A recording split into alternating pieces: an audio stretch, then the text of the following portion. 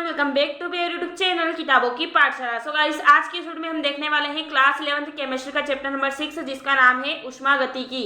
तो चलिए इसको देखना स्टार्ट करते हैं। तो सबसे पहले हमारे सामने आते हैं एक अंक वाले प्रश्न। तो इसका फर्स्ट है, प्रबल अम्ल तथा प्रबल क्षार की उदासीनीकरण ऊष्मा का मान 57.0 kJ है। यदि 0.5 मोल HNO3 विलयन को 0.20 मोल NaOH विलयन में डाला जाए तो निकलने वाली ऊष्मा होगी। तो इसका राइट आंसर रहेगा 11.40 kJ। फिर नेक्स्ट है, निम्न में से किस एंथैल्पी का मान सदैव ऋणात्मक होगा। तो राइट आंसर रहेगा दहन की एंथैल्पी।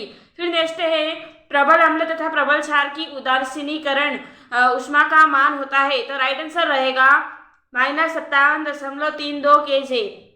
नेक्स्ट है 2.0 GM मेथेन के दहन पर 25 KCl ऊष्मा उत्पन्न होती है। मेथेन की दहन ऊष्मा है। तो राइट आंसर रहेगा 200 KCl।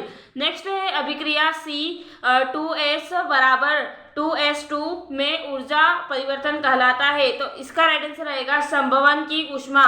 नेक्स्ट है, एंथैल्पी H, दाब P, आयतन V एवं आंतरिक ऊर्जा U के बीच संबंध है। तो इसका राइट आंसर रहेगा H बराबर U धन PV। नेक्स्ट है, स्वतः परिवर्तित प्रक्रम में तंत्र होता है। तो इसका जो राइट आंसर रहेगा वह होगा मुक्त ऊर्जा के मान में कमी। फिर नेक्स्ट है, एर्थ रुद्धोष्म प्रक्रम के लिए निम्न में से कौन सा कथन सत्य है। तो राइट आंसर रहेगा dQ बराबर 0। नेक्स्ट है, स्थिर दाब पर अभिक्रिया की ऊष्मा होती है। तो इसका राइट आंसर रहेगा HP - HR। फिर नेक्स्ट है, यदि B की एंथैल्पी A से अधिक हो तो अभिक्रिया A अभिकारक और B उत्पाद होगी। तो इसका राइट आंसर रहेगा ऊष्माशोषी। नेक्स्ट है, निम्न में से कौन सा ऊष्मागतिकी फलन अवस्था फलन है। तो इसका जो राइट आंसर रहेगा वह होगा कार्य प्लस ऊष्मा। फिर नेक्स्ट है, रिक्त स्थानों की पूर्ति कीजिए। तो इसमें फर्स्ट है, जब पदार्थ तथा ऊर्जा का विनिमय बाहरी स्थान से नहीं होता उस निकाय को कहते हैं। तो इसका आंसर है विलगित। नेक्स्ट है, बर्फ के जल में पिघलने पर एंट्रोपी है। तो राइट आंसर रहेगा धनात्मक। फिर नेक्स्ट है, आदर्श गैस के 2 मोल निर्वात में स्वतः प्रसारित होते हैं। किया गया कार्य रिक्त स्थान जूल है। तो यहाँ पर राइट आंसर रहेगा 0 जूल है। नेक्स्ट है,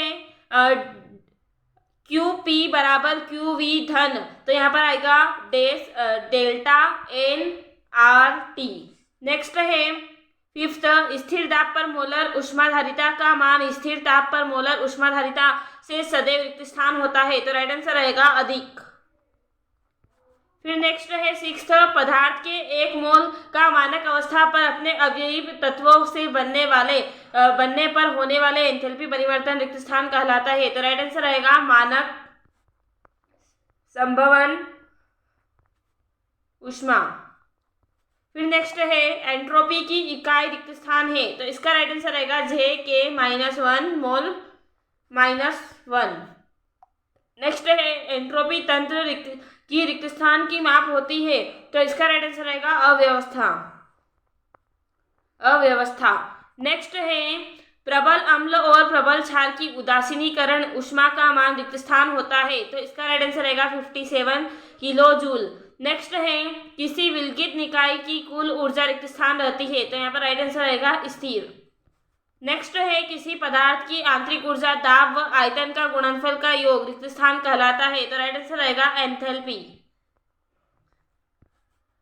सो नेक्स्ट आते हैं हमारे 4 अंक वाले प्रश्न। तो इसका फर्स्ट है, CO, CO2, N2O एवं N2O4 की विल्सन एंथैल्पी क्रमशः -110, -393, 81 एवं के 9.7 kJ मोल प्रति अभिक्रिया N2O4 + 3CO equal N2O + 3CO के लिए डेल्टा H मान ज्ञात कीजिए। तो इसलिए इसका आंसर हम देख लेते हैं। आंसर है हमारा, तो आंसर आप स्क्रीन पर देख सकते हैं, हम जानते हैं। तो यहाँ पर हम जो जानते हैं उसको हमने लिख दिया है। ये क्रियाफल है और ये नीचे लिखा गया है वो क्रियाकारक है। क्रियाफल यानी कि उसको उत्पाद भी बोल सकते हैं, ओके।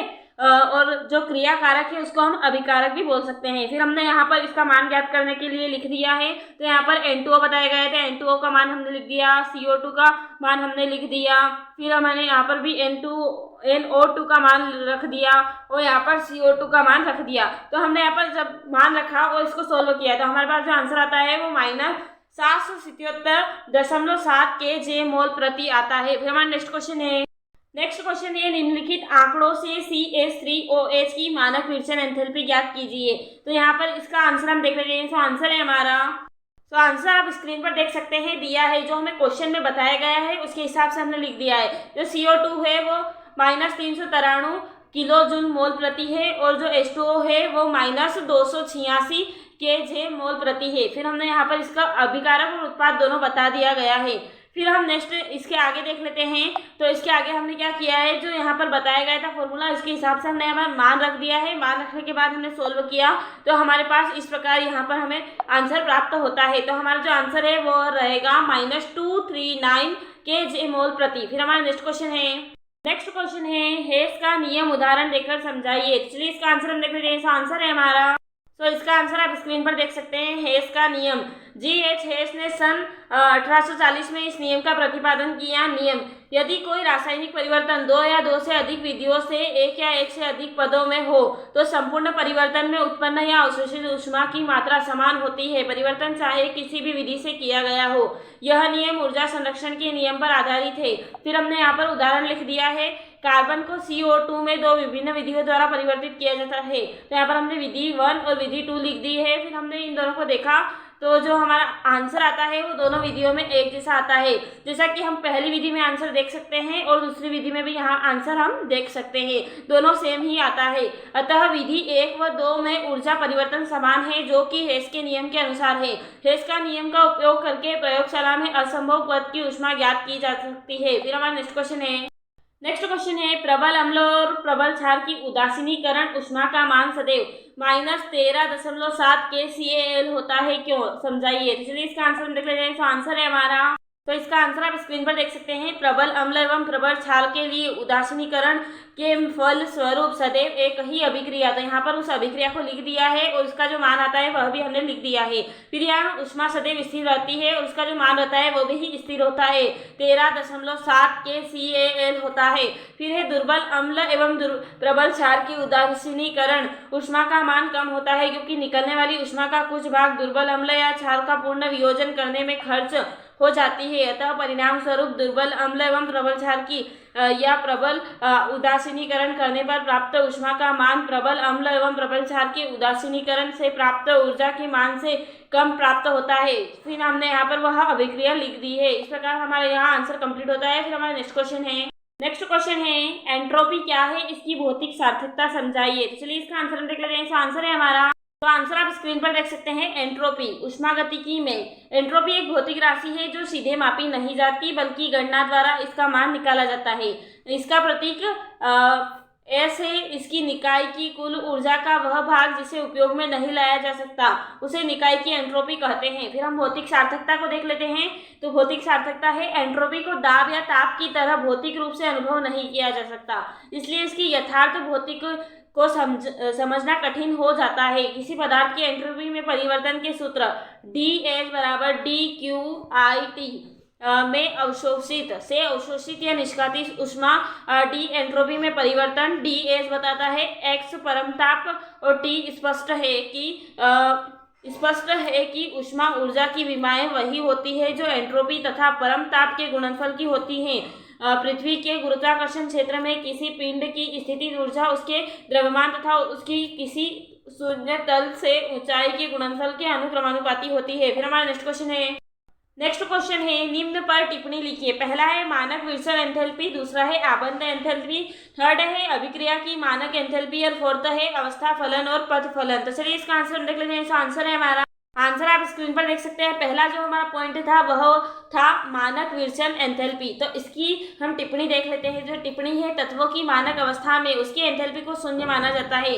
यौगिक के विल्सन को एंथैल्पी असदैव ऋणात्मक होती है, सदैव धनात्मक होती है, धनात्मक या ऋणात्मक हो सकती है। फिर हमारा जो सेकेंड पॉइंट था वह था आबंध एंथैल्पी। तो आबंध एंथैल्पी वह आवश्यक ऊर्जा है जो किसी बंध को वियोजित करने के लिए दी जाती है। फिर हमने यहाँ पर आबंध के हिसाब से यहाँ पर हमने संरचनात्मक सूत्र बना दिया है। फिर है अभिक्रिया की मानक एंथैल्पी, जिसको हम डेल्टा RH डिग्री से प्रदर्शित करते हैं। फिर है किसी रासायनिक अभिक्रिया की मानक एंथैल्पी, वह एंथैल्पी परिवर्तन होता है जब उस अभिक्रिया में भाग लेने वाले सभी पदार्थ अपनी मानक अवस्थाओं में हो। किसी पदार्थ की मानक अवस्था किसी विशिष्ट ताप पर वह शुद्ध रूप है जो एक बार दाब पर पाया जाता है। फिर हमारा जो फोर्थ था वह था अवस्था फलन और पथ फलन। तो इस पर टिप्पणी है, अवस्था फलन जिन्हें केवल तंत्र की प्रारंभिक एवं अंतिम अवस्था से ही ज्ञात किया जाता है, ये उस पथ पर निर्भर नहीं करते जिस पथ से तंत्र प्रारंभिक अवस्था से अंतिम अवस्था में आता है। फिर जो फिफ्थ है वह है विस्तीर्ण व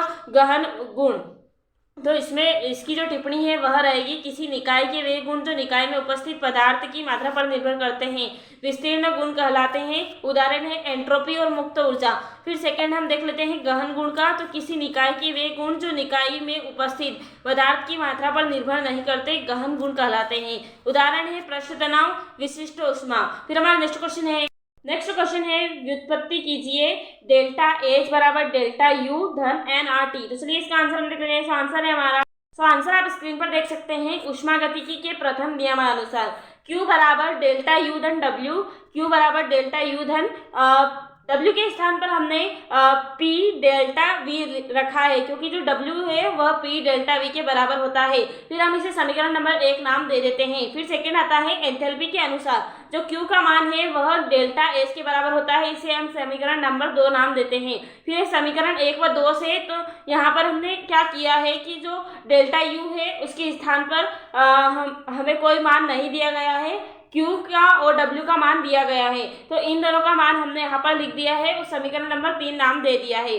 फिर आदर्श गैस समीकरण से, आदर्श गैस का जो समीकरण है वह है PV बराबर nRT से। तो यहाँ पर है PV1 बराबर N1RT, PV2 बराबर है N2RT। तो यहाँ पर हमने इसको व्यवस्थित कर लिया है। तो जब हम इन दोनों में व्यवस्थित किया तो जो समीकरण 2 से P डेल्टा V का मान समीकरण 3 में रखने पर तो हमने यहाँ पर रखा, तो हमारे पास उसकी व्युत्पत्ति हो जाती है। इस प्रकार हमारा आंसर कंप्लीट हो जाता है। फिर हमारा नेक्स्ट एंड लास्ट क्वेश्चन है, निम्न को परिभाषित कीजिए। पहला है दहन ऊष्मा, दूसरा रहेगा उदासीनीकरण ऊष्मा। तो चलिए इसका आंसर देख लेते हैं। तो आंसर है हमारा, आंसर आप स्क्रीन पर देख सकते हैं, दहन ऊष्मा या एंथैल्पी। निश्चित ताप पर किसी यौगिक के 1 मोल के पूर्ण दहन पर जितना एंथैल्पी परिवर्तन होता है उसे उस यौगिक की दहन ऊष्मा कहते हैं। फिर हमने यहाँ उसके लिए एक उदाहरण भी लिखा है, C+O2 इक्वल CO2, और यहाँ पर डेल्टा H का मान हमने लिखा है 96 kCal। फिर है उदासीनीकरण ऊष्मा। तो यहाँ पर है 1 ग्राम तुल्यांक अम्ल को 1 ग्राम तुल्यांक भार के तनु विलयन से उदासीन करने पर उत्पन्न ऊष्मा की मात्रा प्रबल अम्ल और प्रबल क्षार के लिए इसका मान डेल्टा H बराबर -57 kJ होता है। इस प्रकार हमारे सारे क्वेश्चंस कंप्लीट होते हैं। तो thanks for watching this video. Video अच्छा लगा तो प्लीज वीडियो को लाइक, चैनल को subscribe and share this video.